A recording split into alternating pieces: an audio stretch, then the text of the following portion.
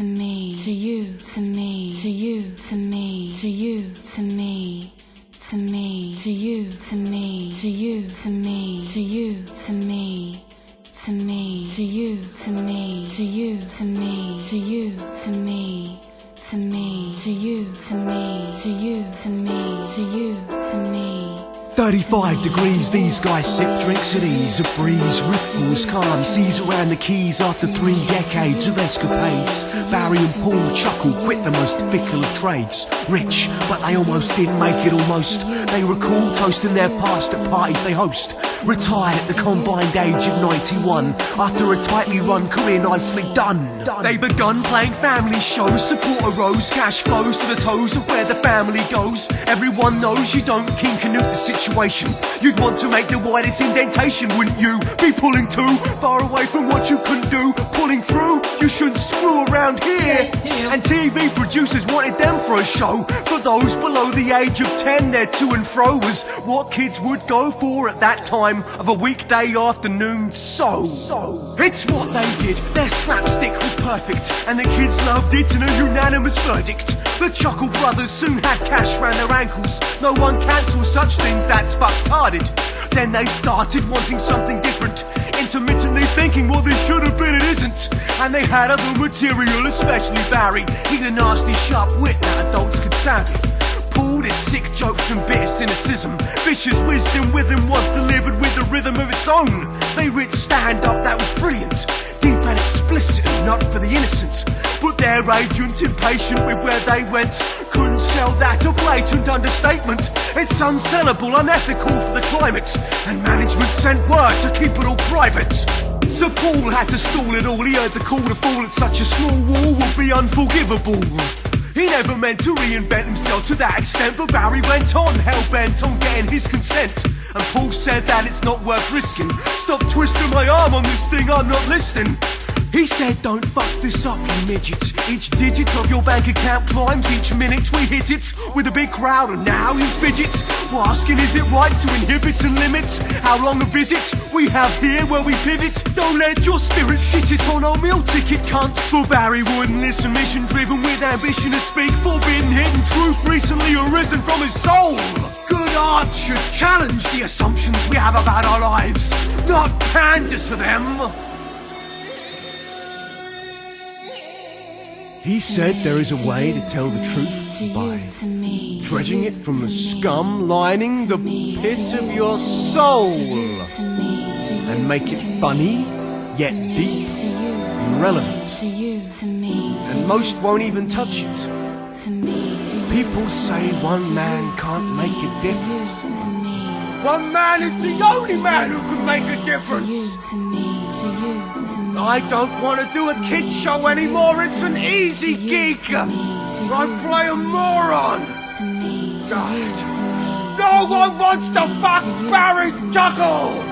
Paul headbutted Barry, catching him unawares. He threw him down the stairs and taped his hands and mouth. At point blank range, Paul spat in his face, spitting his case for what fan base they should embrace. Look, you used to have a boner for exposure. Our promoter would go supernova over what you're planning sober. Don't bulldoze my dream, we're fucking closer than we've ever been before. Wake up out of your coma. I don't want to burn the living we've created, so you can joke about political crap. Nights in shine and a tire fine sniper fire, they reflect the sun, you can see them coming miles off.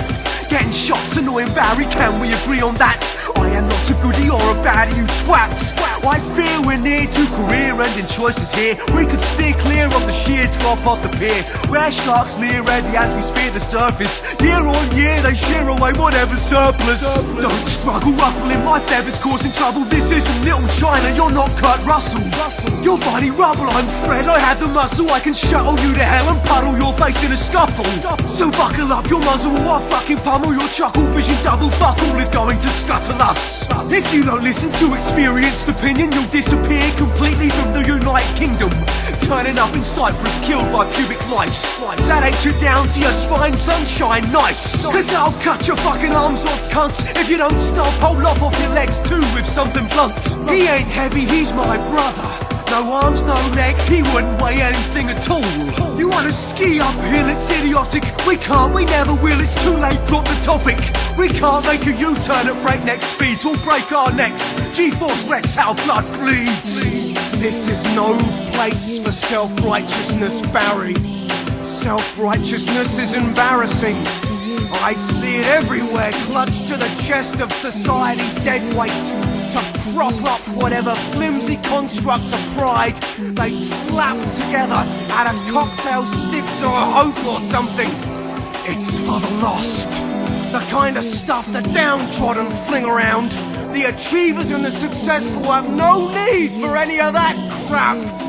Only when looking down on someone from the dizzying heights of their ankles, holding onto the curb to pull yourself out of the drain to look your foe in the shins, does a manifestation of envy get really ugly.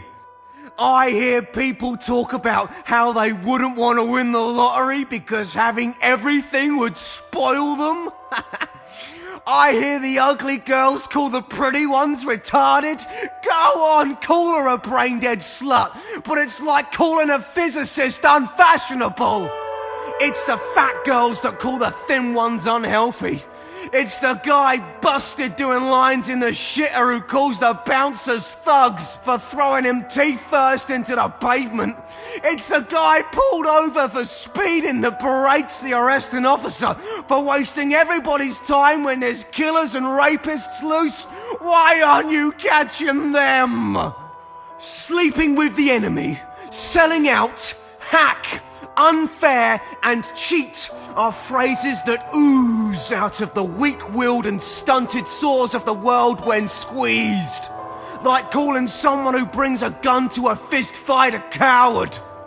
You can't buy happiness, less is more, and an honest day's work are expressions used by unhappy poor people who have to work unlikable, shit-munching drudge jobs they rather wouldn't. It's the failure who says winning isn't everything. You learn more from your errors and there's always next time. That halo hasn't slipped round your neck, Barry. It's a hangman's noose. Face it. The moral high ground is the last bastion of the beaten, where the damned pray to a god they've never believed in because they've got nothing else to pray to. It's where the desperate shout a belated, overglazed, arrogant fuck you, drowned in half-truth, a hollow allegation of importance and convenient higher calling. You wanna-be hero fucks can get fucked. It's funny how people with a strong moral objection to something are usually pretty crap at doing it, don't you find, Barry? Remember not having a chauffeur? When you used to actually drive, remember that situation would occur when you're sitting in the left-hand lane queuing forever to go straight over a roundabout with 100 other motorists all waiting to do the same, and a guy flies past you in the empty right-hand lane, slingshots himself all the way round the roundabout and carries straight on down the road. You and all the other stiffs are waiting to take.